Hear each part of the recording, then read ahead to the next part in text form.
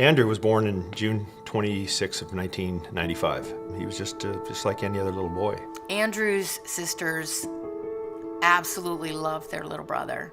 It wasn't just the new baby, it was the family baby. The girls were always like, "Mommy, he did this, Mommy did that," and you'd watch.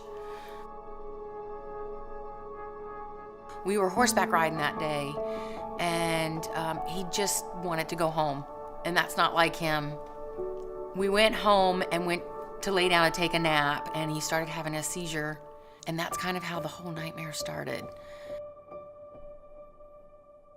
I got a phone call from my wife saying that Andrew had a seizure, and so I came back here, and it was really a shock when you see your 2-year-old son in ICU with tubes coming out of his nose, his ears, everywhere, and basically just kind of, you're wondering, I thought this was a seizure, and basically Dr. Demakis says we have an abnormal growth in the left frontal lobe of Andrew's brain.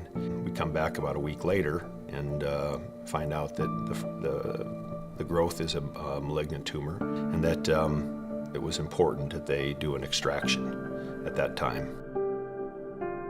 He said he'll probably never talk, and he's paralyzed in his right side. You just can't believe it as a parent. You're just in denial. But then you're always like, okay, so what? He's got something in his head. We're gonna have surgery. Everything's gonna be fine. By the 4th day, he was actually up swinging a baseball bat and a sword and going up and down the hallway, being an obnoxious 2-year-old. The 2 nurses that were there were almost ready to cry because that wasn't supposed to happen. So after that, we just knew he was a fighter, and we were like, we're gonna beat this. We're gonna beat this.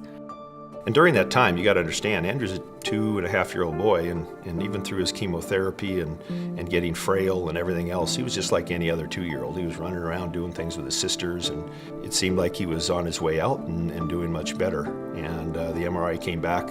He went from, okay, we think we beat it, to it's back.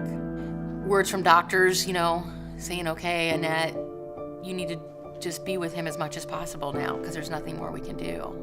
We just try to do as much as we can with Andrew, as we can with family members there, and people are just very supportive, and knowing that, hey, there's going to be a day that comes where he's not going to be here anymore. We went to sleep that night. It was kind of weird. We had a golden retriever, and she was kind of whimpering at the bed. And our cat started meowing really loud, and we jumped up and realized he had just passed.